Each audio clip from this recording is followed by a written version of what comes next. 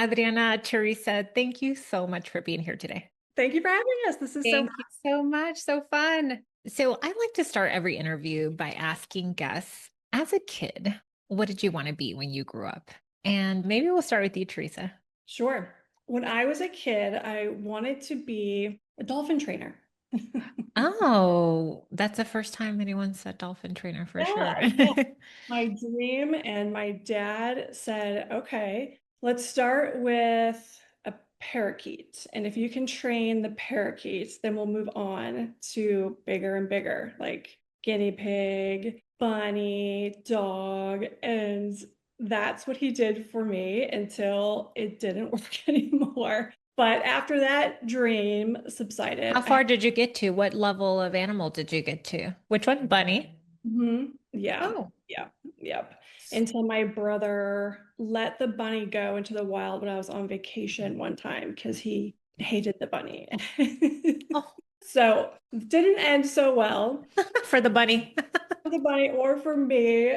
But after that, dreams have subsided. I have to say, like, I've never been a big dreamer, like dreaming of the big career or what I was going to study in school. When I think back, I've always dreamt of being a mom. I've always dreamt of the babies and the Mhm. children and just having that connection in my family. But I've always, always, always been obsessed with fashion since diapers. Since I Mm. could dress myself, that's always just been my happy place. Hmm. I guess it's fun to Yeah. see how that's transpired. What about you, Adriana? So I was thinking about that question when Teresa sent it to me, and it's a funny story because the first thing that popped into my head was this memory that lived in that embarrassing part of your brain that you think about it and you're like, oh my God, why did I say that? I was about probably 10 years old. And my dad, we were around the table having dinner, and my dad asked me what I wanted to be. And I immediately was like,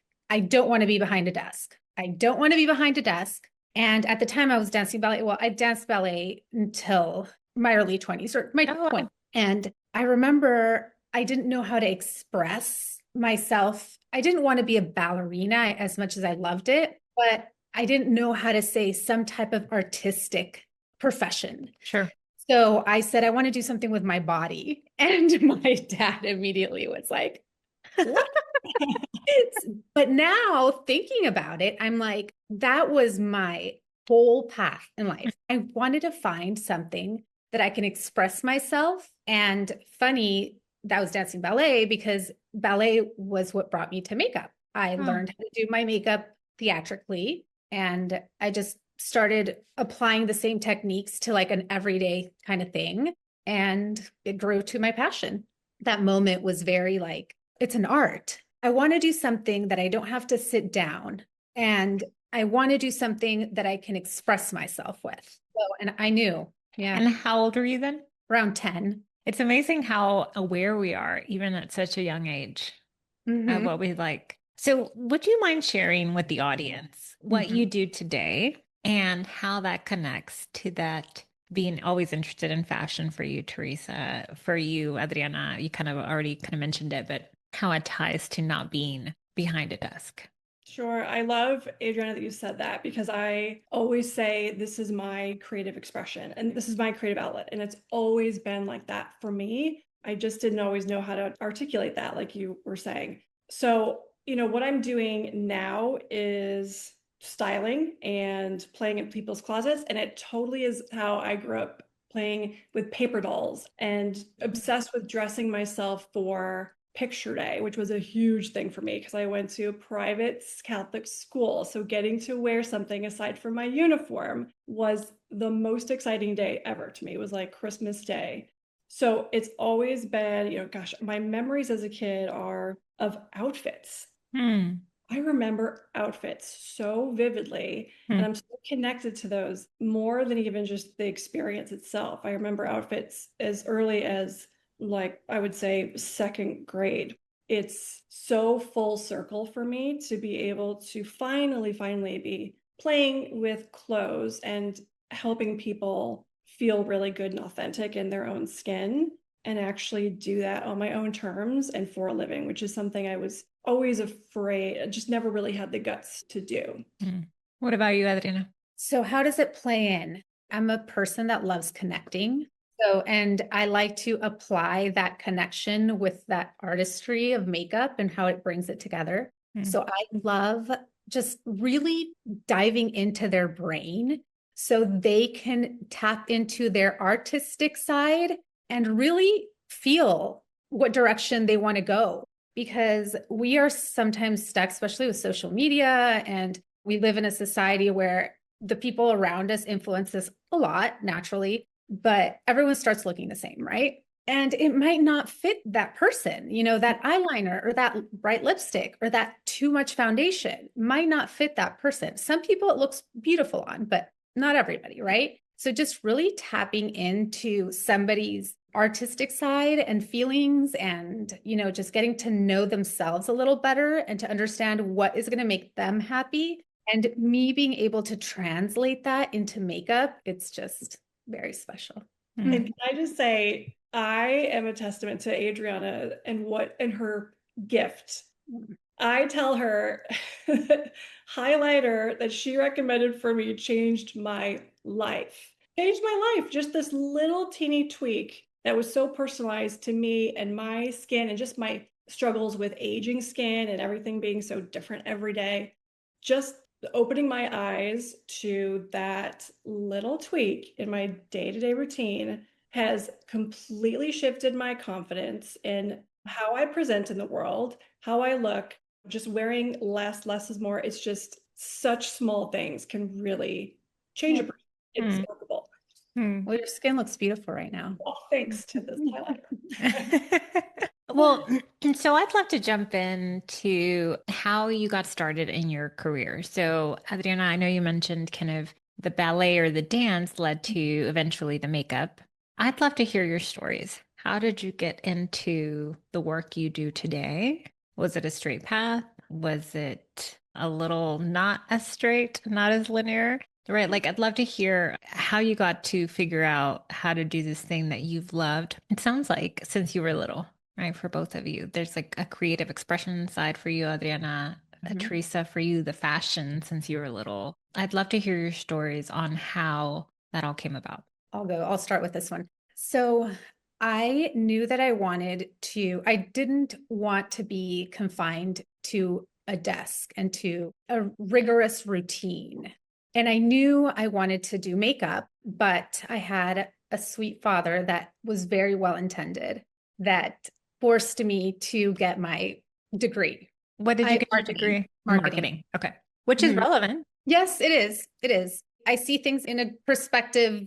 It is relevant. But I finished and I was ready to just jump into the workforce. And I was close to finishing. And there was something inside me that said, either I do it now and I take the leap, or I am going to be stuck in the corporate world.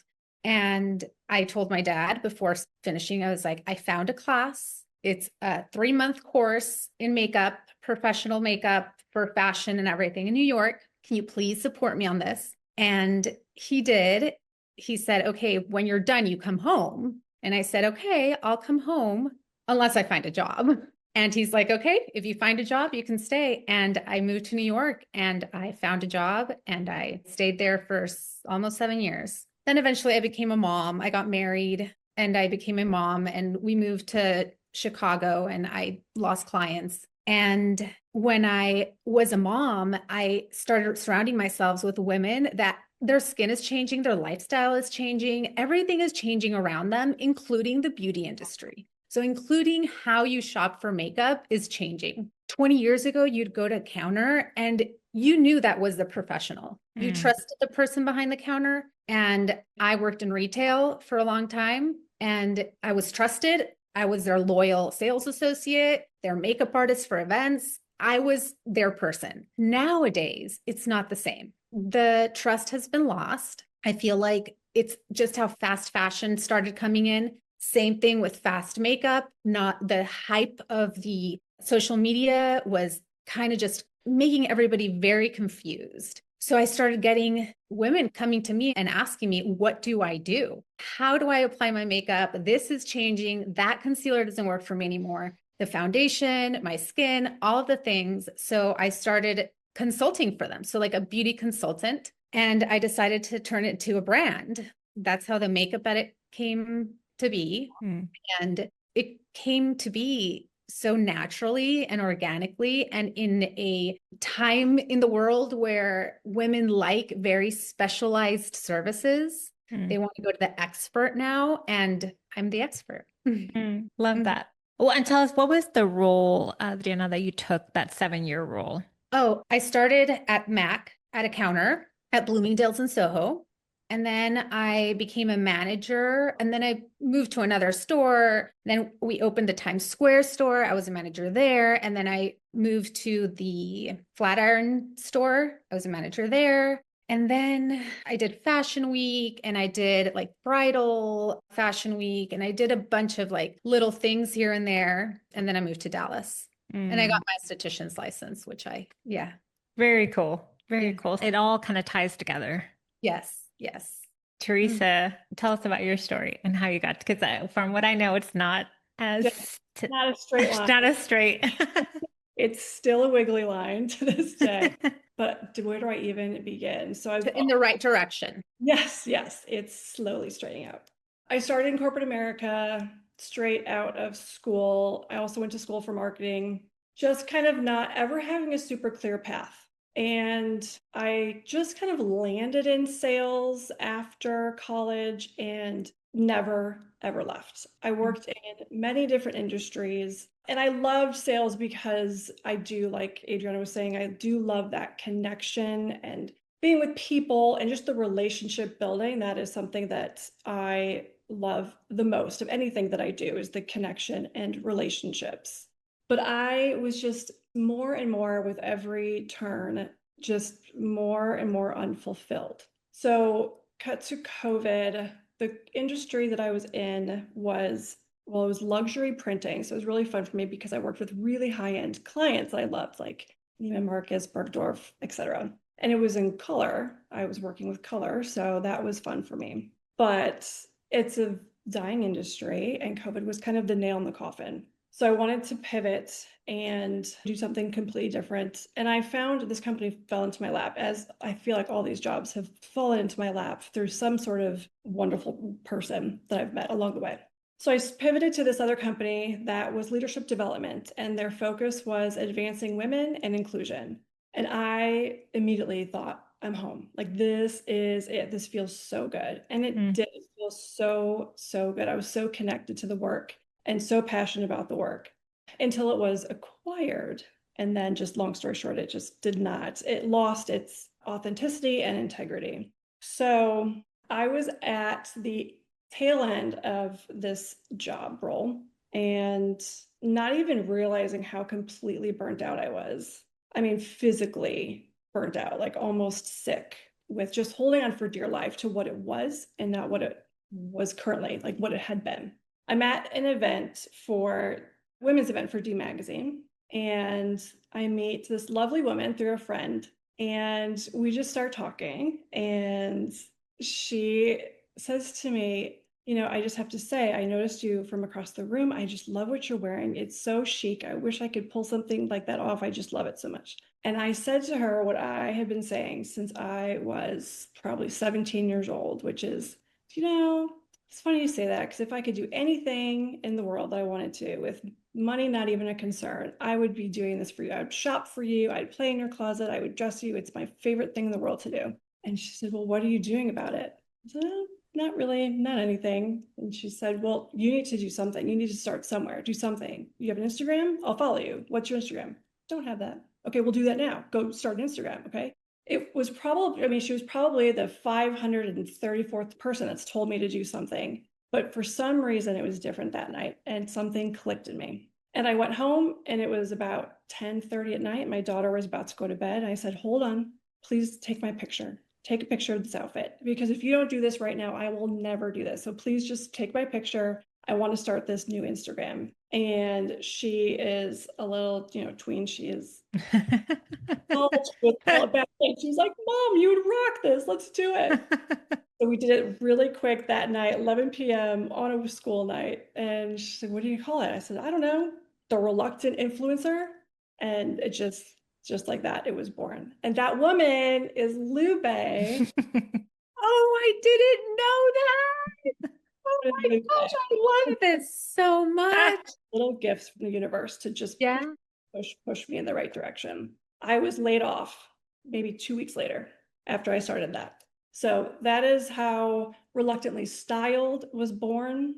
And I started off as, okay, I'm going to just dabble in this while I'm interviewing for another corporate role. And the more I got deep into this one organization, like 5 interviews later, and I just felt sick about it. I knew in my heart of hearts, if I try to take another corporate role and do this on the side, it's never going to happen. I'm not going to ever do it. And we had a lot of really big conversations, my husband and I, about, are you really going to do this? Is this really something that you want? Is this really something that we can do as a family?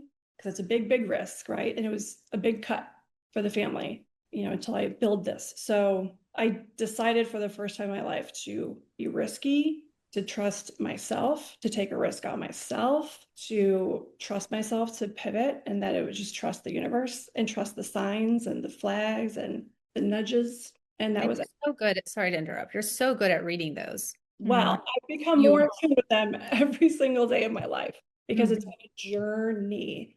This whole story, been almost a year now. That was last September when I met Lupe. This whole journey has been such a gift to me. No matter what happens at the end of the journey, it's a gift. I have grown immensely, just personally, in my own spiritual path and my trust in God and the universe and trusting me. It's just been remarkable. Just the best thing that's ever happened to me. Hardest thing, scariest thing, but best thing. And it's been thriving. It's hard to leave that fear behind because, well, for me at least, it's everyone else does it, not me, right? Like, why would it be on social media?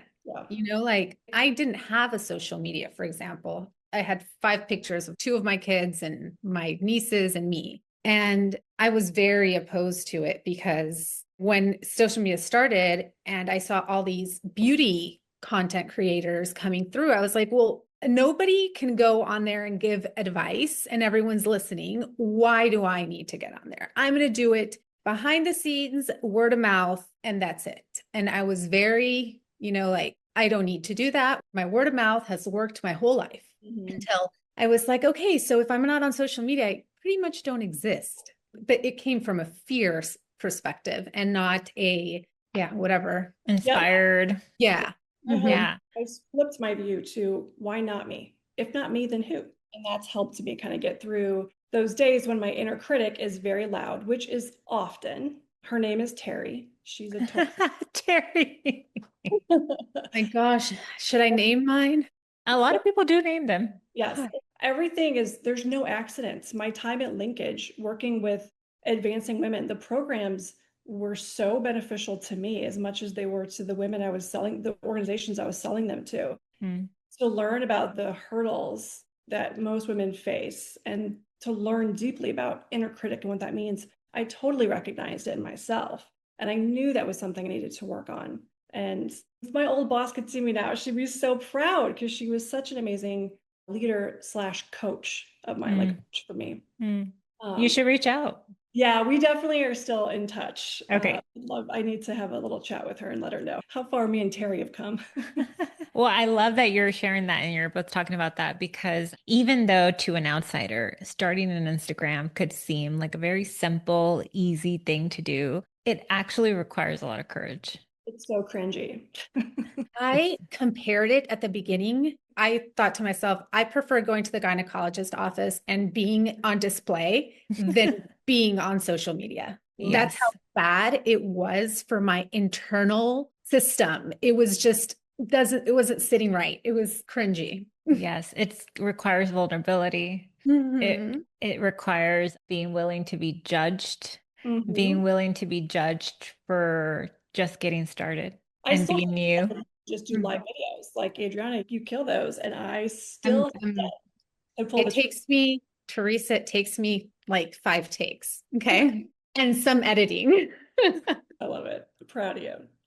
So I like to think about, or someone once said, I once heard that starting our own business is the biggest self-development project that we can ever undertake because we have to face all of our insecurities, all of our fears, all of the things that we need to get past, the mindsets, all of it Yeah. to succeed. What are some of the things that you've had to deal with? And I know you're still building it, Teresa. Like I know, like it's been almost a year. But for both of you, what are the things that you guys have had to kind of overcome or work on to keep going? Oh, well, the voice. Some weeks I'm killing it and not much changes. Maybe one little thing triggers those voices, but not a lot changes. But in my mind, you just spiral into that's it. No one's ever going to hire me. And no one likes my makeup, like to the worst. And then you just have to reel yourself back in. I like to separate myself, my brain from myself, actual self, and just talk to myself and say, this, nothing has changed. You're doing great. You're just going through that dip right now. You'll get back up. 2 days later, you're fine. I'm fine. So, Yeah, that what the advice would be from a professional is to talk to that inner critic. in coaching, I'll call the inner leader who's compassionate. It's like, so I'll tell clients to turn down the volume on the inner critic, turn up the volume on the inner leader. And so it sounds like you have figured out that own figured system it out. without even knowing it. Yeah. It was hard because Yeah. I have 2 friends, which Teresa knows, well, both of them, that have been in this type of profession that is in service based for much longer than I have. And so Robert and Marissa, and they call it the feast or famine. So mentality too. I mean, yes, clients come, and sometimes it stops. And then that will trigger your mental Insecurities. securities. But it's just part of the business and you just have to keep going. So it sounds like you tap into that second voice, that compassionate voice, the inner leader. What have you worked through, Teresa? What are you working through? What have you figured out you need to do to keep moving forward? The biggest thing for me has been trust, the whole theme of my journey. And again, this is another gift to me in this journey has been Stephen, who you introduced me to, another non-accident who's like a spiritual advisor type person. And he has been such a gift to me. I've been working through trust, just trusting myself and trusting that the universe has my back and that I'm worthy of it. So that just letting go is so hard for me because I am just like, I need to control it and I need to see it. And that's why I've never taken the leap to be entrepreneurial because it just wasn't in my DNA. It was too frightening. It was too out of my control. So working through that has been huge, huge. And I can't believe the more I let go and trust without seeing anything, tangible, the more gifts like people come my way, more connections come my way, the more amazing jobs come out of nowhere. It's unbelievable how much you can receive when you do just really let go and trust. That's been a huge theme of my journey this past year. And Stephen, who Teresa just mentioned, is Stephen Ross, who was on the podcast a couple years ago. I met him in Miraval, Austin, and he's amazing. He's amazing. He is my go person. I've shared all about him to Adriana, and he's been a gift. He's been like my therapist. Yeah. So it sounds like trust. It sounds like tapping into people. I really believe that blessings come through people. And it sounds like, Adriana, you and Teresa have been blessings to each other, right? Teresa mentioned that she'd met you and that you were partnering to do a collaboration together, doing some work together. And I thought, wow, that's so generous of both of you to like pair up together and to find clients together and work together. I think that's amazing because it's related, but it's two different things, makeup, fashion, but they're so closely related, and that you choose to work together instead of thinking, I'm just going to do it on my own, that you partnered up. How did that come about? Teresa? Yeah, I always say Adriana is definitely one of the gifts in my story. Same. We have the same hairstylist. The friend that Oh, she, Robert, is okay. also one of my good friends. Like he's been doing my hair since before I was married. I'm in my Hmm. 20s, 20 something years now. Wow.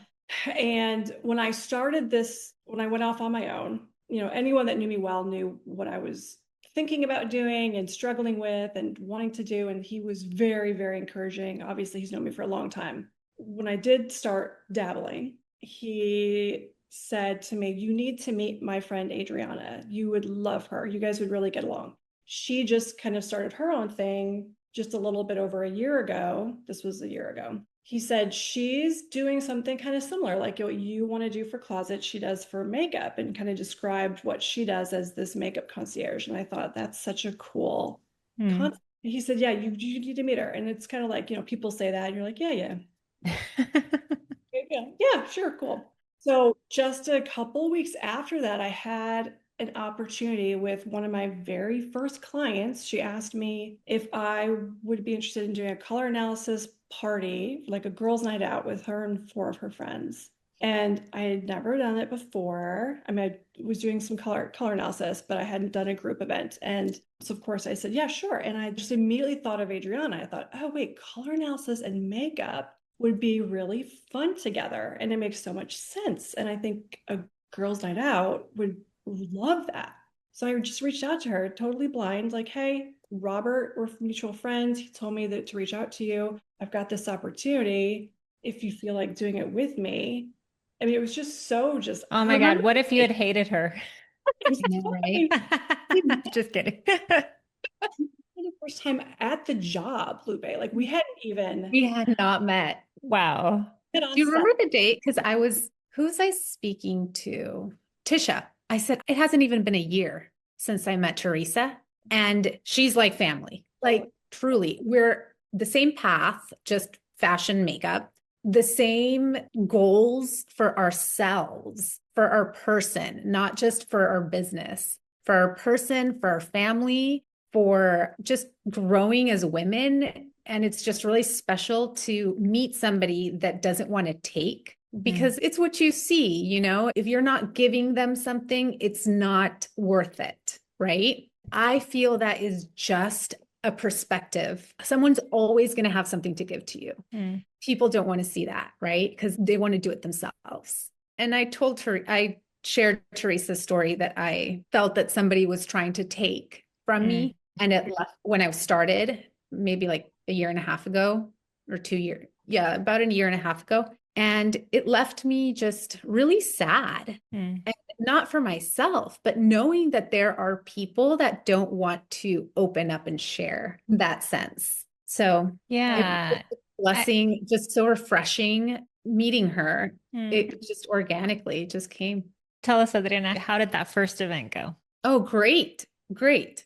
It You were was like, nice to it meet was a you. little chaotic, but because we were just learning how to schedule, but it went smoothly and everyone was happy. The little things that we needed to polish up, we polished up. And it was nothing that we were, oh, we really failed at this. No. And I don't think we would have ever had that mentality, her and I. We would Mm. have been like, it was our first time. It was good, but it went great. It went great. It did. It was very natural and organic. It's wild to think back on how it just flowed. It just worked. Mhm. It was like magic in a bottle. Mhm. We loved each other right away. We got Mhm. to work. It totally worked. It was a great combination. The women loved it. I mean, who wouldn't? And it turned from that to we did other parties, we did one-on-one sessions. Shortly after that, somebody came to me with an idea for a corporate workshop, and I was like, yeah, sure, we do that. Never did that.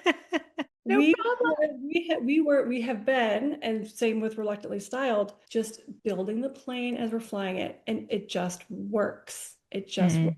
It's grown, and it became. And we're both yes girls. Mhm. We will both, I feel, very resourceful and we will find a way to make it work for them, but most importantly for us, so it can work for them. Yeah. Because we wouldn't put ourselves in a position where it's too much, right? we just say yes and we make it fit to ourselves and to our business plan and to what we want to get out of that. Yeah. So you can create a win-win. I think our energy translates. I think that other women can feel and tell when somebody just very genuinely and authentically wants to be there to empower you, to uplift you. I mean, we are so aligned. Adriana and I are so aligned in that mission behind our work. We love connecting with women and making everyone that we come across just feel a little bit better, just feel. And I think that really translates. You can really feel that. It's like this palpable energy. So when you and I are together doing any of these jobs, whether it's corporate or one-on-one, I think that people can sense that from us. So it's really, really well. And it comes through even as you're talking here today. Yeah. Oh, good. Yeah. So, Adriana, tell us about the work that you and Teresa are doing now, right? So, like, what is it? What are you doing together?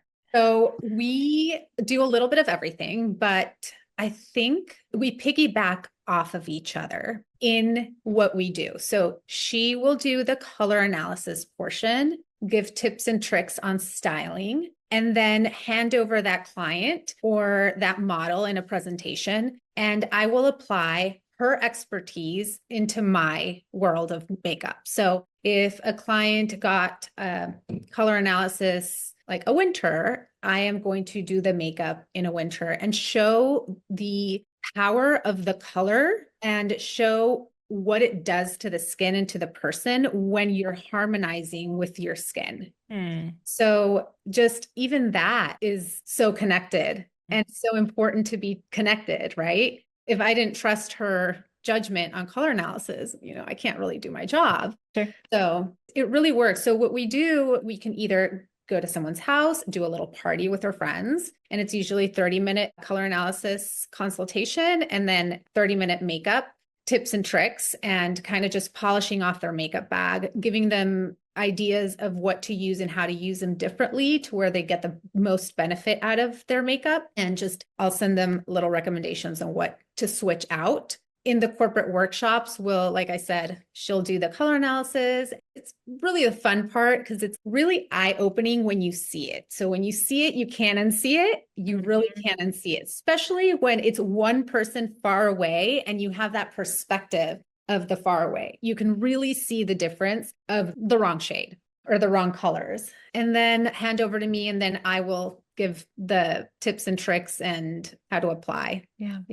Well, Teresa, do you mind sharing what color analysis is? So I assume most people know, but in case they don't, what is color analysis?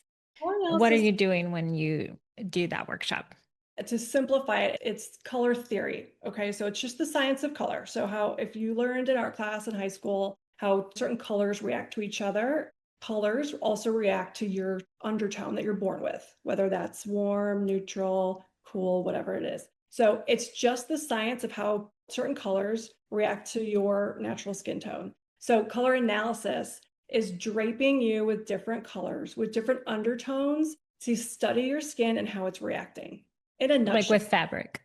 Yes. There's a couple other things that come into play with color analysis, like the depth and clarity and intensity of your coloring. But I would say the undertone is the biggest driver of the analysis. So it's just quite simply draping different colors, even if it's just, your clothes. You could just put different colors close to your face with no makeup on, no hair color. So everything has to be covered so it doesn't mess with the drapes. But it's just really studying how your skin is reacting to the color. It's really fun. It is really eye-opening when you see the difference and how, if I was wearing a camel shirt right now versus this like maroon burgundy shirt, I would look so much paler and washed out and like bags under my eyes. It just makes a huge difference. So it's fun to teach women, especially women our age, that, everything's changing. We're losing color as we get older, and it's just more and more important to. People don't realize that as we get older, we lose pigment everywhere. Our lips lose pigment, just everywhere we're losing pigment. So our skin also is a little more sheer and has less color intensity in it.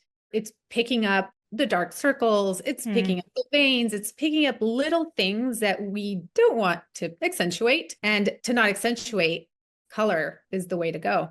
Just like in makeup, you know how you can neutralize tones, the same thing without having to use that much makeup. So that's why I really do see that big plus for everyone knowing their shades, because if you know what colors to wear, you'll use less makeup and you will be happier with your skin because of that. Younger, well rested. I always say, once you know the rules, you can break them. I am such a proponent of free will. And this is not a rule book, it's a guidebook. This is supposed to be a roadmap to make more intentional choices and smarter, more intentional shopping choices. I am the first person to wear all my wrong colors. I know how to tweak things to offset it a bit with maybe a little extra makeup, a brighter lip, more jewelry to offset it. But it is a wonderful guide to knowing what colors are going to be very impactful. And that can translate to a mom in carpool line or the executive in that first meeting. I love that. No, I think that's so true. And I've been on a journey this last year of playing with clothes, trying to learn with more makeup, learning what looks good, what I like. To just, it's been like a look good, feel good, do Yes. good year.